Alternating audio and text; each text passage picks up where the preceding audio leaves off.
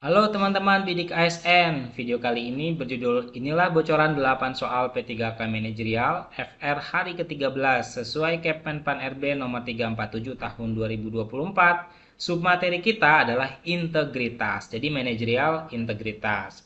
Semua formasi teman-teman, guru nakes dan tenaga teknis, soal ini sudah kita himpun.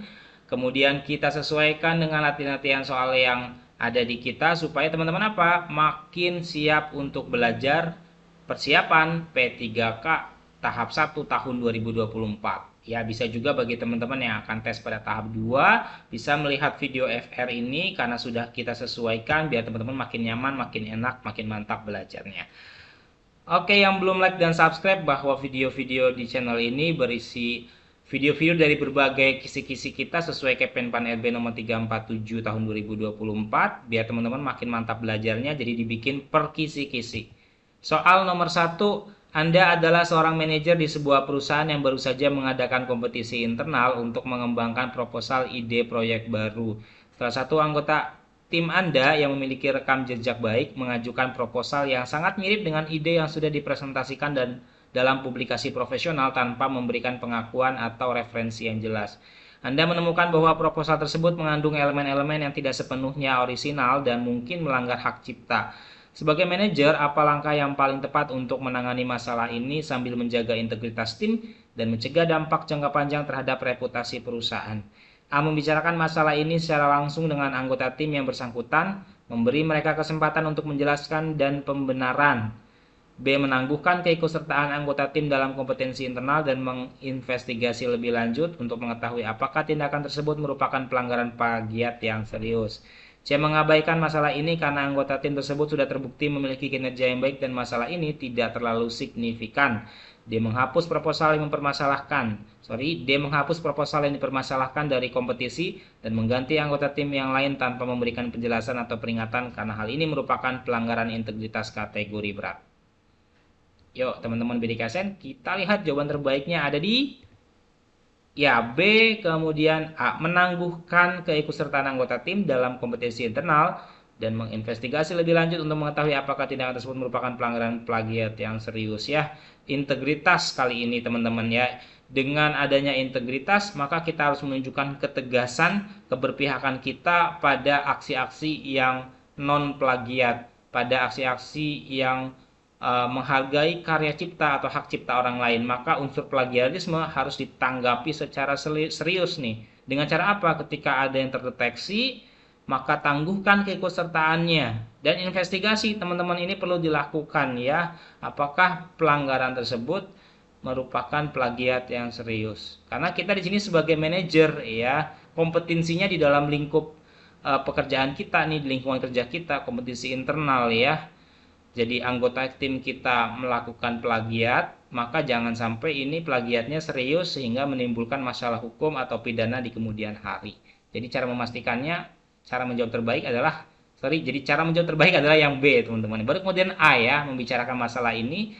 Nah, yang A ini minusnya di akhir, teman-teman. Ada pembenaran ya, pembenaran terhadap apa? Aksi plagiarisme. Ini tidak baik tentunya. Soal nomor 2, di perusahaan tempat Anda bekerja, Anda menemukan bahwa salah satu tim Anda baru-baru ini mengajukan laporan yang mengandung data yang sebagian besar disalin dari sumber lain tanpa memberikan kredit. Walaupun tidak ada niat jahat yang terlihat karena dilakukan tanpa pengetahuan tentang bahayanya plagiarisme, maksudnya bahayanya plagiarisme itu ya. Tindakan ini dapat merusak reputasi tim dan perusahaan jika diketahui publik. Anda sebagai manajer perlu memastikan kejadian ini tidak terulang dan dampaknya diminimalkan. Apa langkah terbaik yang harus Anda ambil untuk menangani masalah ini dan mencegah kejadian serupa di masa depan? A. Memberikan sanksi langsung kepada anggota tim yang terlibat agar memberikan efek jerah dan menghindari kebiasaan plagiat di masa depan. B. Mengadakan pelatihan internal tentang etika pengutipan dan hak cipta bagi semua anggota tim, serta memperkenalkan prosedur pengecekan orisinalitas yang lebih ketat. B. Membiarkan masalah ini berlalu tanpa tindakan lebih lanjut karena anggapannya adalah kesalahan kecil yang tidak merugikan pihak lain.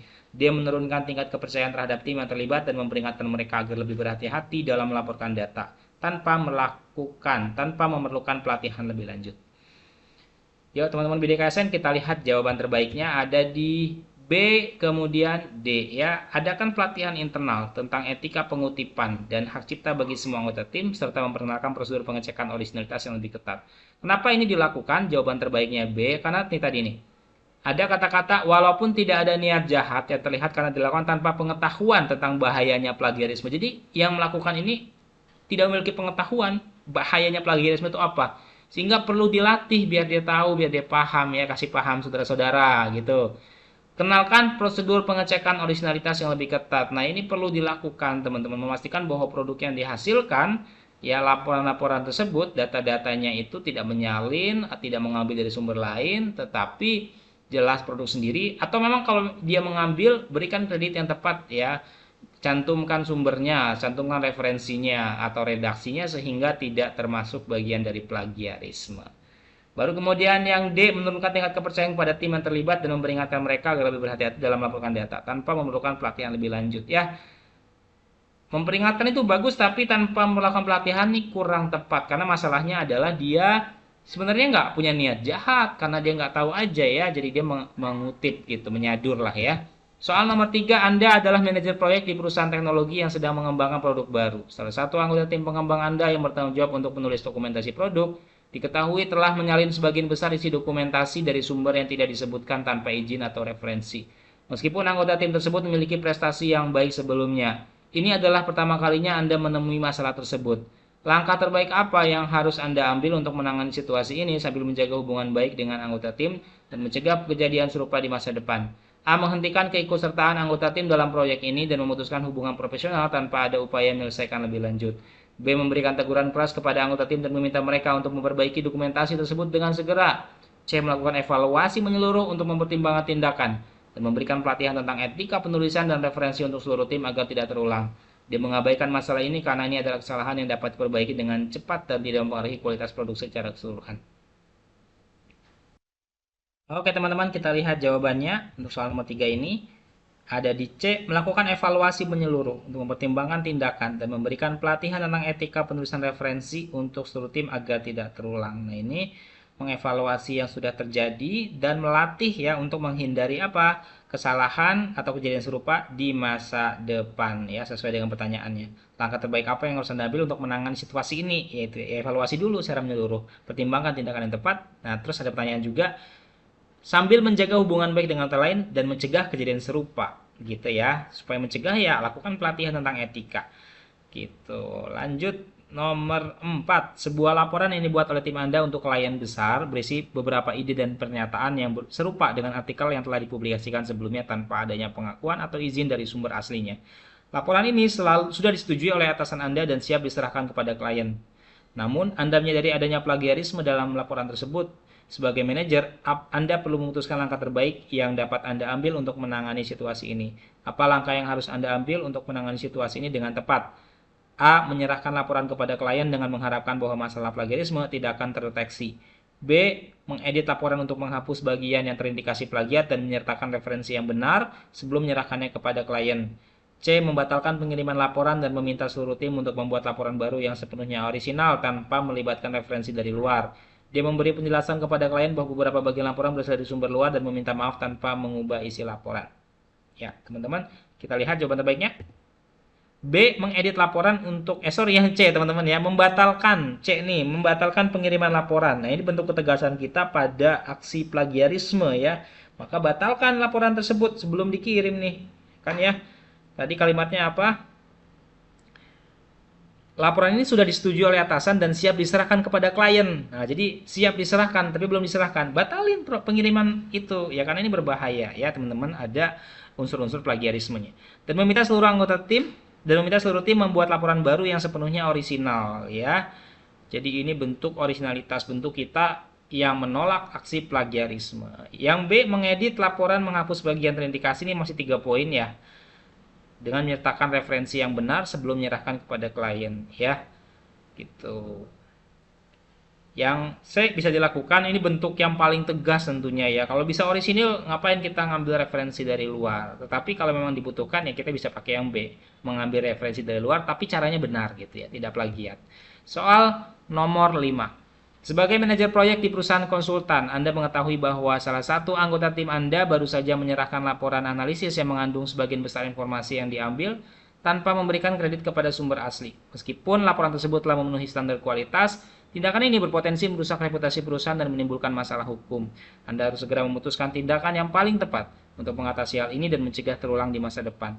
Tindakan paling tepat apa yang sebaiknya Anda ambil untuk menangani anggota tim tersebut, sekaligus melindungi integritas perusahaan? Menyelesaikan laporan tanpa memperhatikan plagiarisme dan memberikan teguran ringan kepada anggota tim setelah laporan diserahkan ke klien. B. Membatalkan laporan dan meminta anggota tim untuk membuat laporan baru dengan pendekatan yang lebih orisinal dan memberikan pelatihan tentang etika penulisan kepada seluruh tim.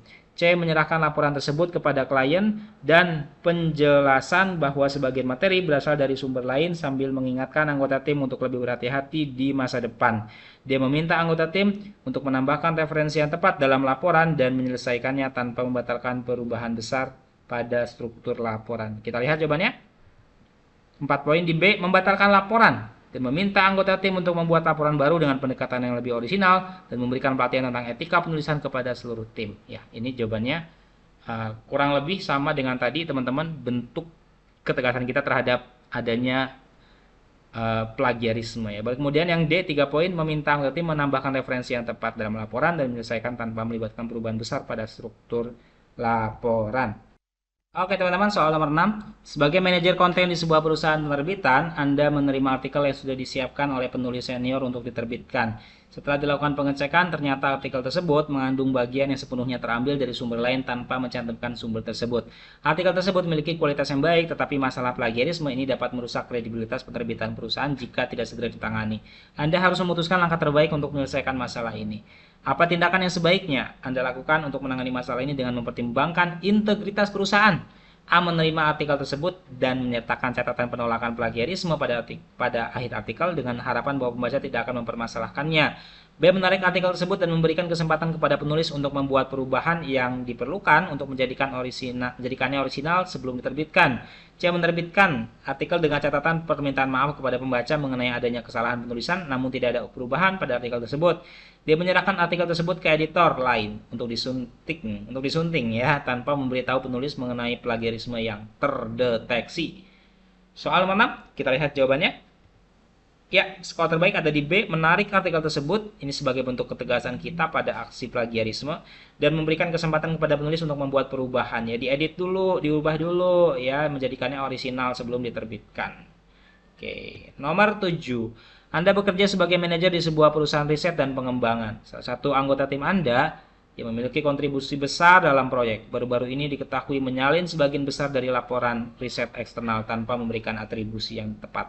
Anggota tim tersebut memiliki reputasi baik dalam hal kontribusi teknis, namun tindakan ini berpotensi merusak integritas tim dan perusahaan. Anda harus segera menentukan langkah yang akan diambil untuk memastikan tindakan yang tepat dan mencegah kejadian serupa di masa depan. Tindakan yang sebaiknya Anda ambil untuk menangani masalah ini dan memastikan ke depannya anggota tim lainnya menghindari tindakan serupa. A. Memberikan teguran secara pribadi kepada anggota tim tersebut, mengingatkan kontribusinya yang baik, dan meminta agar kejadian ini tidak diungkapkan kepada tim lainnya. B. Memberikan sanksi tegas seperti mengeluarkan anggota tim tersebut dari proyek, serta menyebarkan kebijakan internal perusahaan tentang integritas dan penulisan laporan riset. C. Mengabaikan kejadian ini karena anggota tim tersebut sudah memberikan kontribusi yang signifikan dalam proyek, serta menyarankan agar tidak mengulanginya di masa depan. D. Memberikan kesempatan kepada anggota tim untuk memperbaiki laporan riset tersebut dan menambahkan atribusi yang tepat, lalu melaporkan masalah ini kepada pimpinan dan seluruh tim untuk membangun kesadaran. Yuk, jawaban terbaik dari soal nomor 7 adalah yang B, teman-teman. Memberikan sanksi tegas, seperti mengeluarkan anggota tim tersebut dari proyek, serta menyebarkan kebijakan internal perusahaan tentang integritas dalam penulisan soal riset. Jadi ini bentuk integritas perusahaan ya, menolak adanya aksi plagiarisme ya, penyalinan. Ya, karena penyalinan ini dilakukan tanpa memberikan atribusi yang tepat. Baru kemudian yang D, memberikan kesempatan kepada anggota tim untuk memperbaiki laporan riset tersebut dengan menambahkan atribusi yang tepat, melaporkan masalah ini kepada pimpinan dan seluruh tim untuk membangun kesadaran. Ya, ini bentuk integritas yang paling tegas ya. Kalau masalah penyalinan tanpa atribusi ya, kita harus sanksi yang tegas ya. Soal nomor 8 for you teman-teman, Anda bekerja sebagai manajer di perusahaan teknologi yang mengembangkan perangkat lunak. salah satu anggota tim pengembangan perangkat lunak Anda yang sangat dihargai karena kontribusinya, baru saja menyerahkan kode sumber yang sebagian besar merupakan salinan dari kode yang ditemukan di repositori daring tanpa memberikan atribusi yang sesuai. Meskipun kode tersebut dapat berfungsi dengan baik, tindakan plagiarisme ini berpotensi merusak reputasi perusahaan dan dapat melanggar hak cipta. Anda harus segera membuat keputusan terkait bagaimana menangani masalah ini dan menghindari kejadian serupa di masa depan. Tindakan yang paling tepat yang harus Anda ambil untuk menangani masalah ini dengan mempertimbangkan integritas perusahaan dan mencegah masalah serupa di masa depan adalah A. Memberikan peringatan keras pada anggota tim tersebut, lalu mengizinkannya untuk melanjutkan pekerjaannya tanpa melibatkan perubahan lebih lanjut pada kode. B. Menarik kode tersebut, memberikan kesempatan kepada anggota tim untuk memperbaikinya dan mengacu pada pedoman pengembangan perangkat lunak yang etis, serta melibatkan seluruh tim dalam diskusi mengenai pentingnya integritas dalam pengembangan perangkat lunak. C. Mengabaikan tindakan plagiarisme tersebut, karena anggota tim sudah menunjukkan kinerja yang sangat baik dalam proyek lainnya dan memberikan kontribusi besar. Dia meminta anggota tim untuk mengubah kode tersebut dengan cepat, tetapi tidak memberikan kesempatan untuk memberikan pemahaman lebih lanjut kepada tim mengenai plagiarisme dan hak cipta. Nomor 8 teman-teman ya. Silakan bantu jawab di kolom komentar teman-teman. Nah, berikut ini Bimbel Bidik ASN ya membuka soal-soal, paket soal-soal yang teman-teman bisa pelajari untuk persiapan P3K tahap 1 maupun tahap 2. Ada soal pengadministrasian perkantoran ya, kita jual 129.000 saja. Oh, kita diskon teman-teman ya, hanya 99.000 saja, bebas akses selama 6 bulan, satu paket soal gratis nih, plus 3 paket soal host dan berkualitas disertai pembahasan soal dan analisa hasil pengerjaanmu.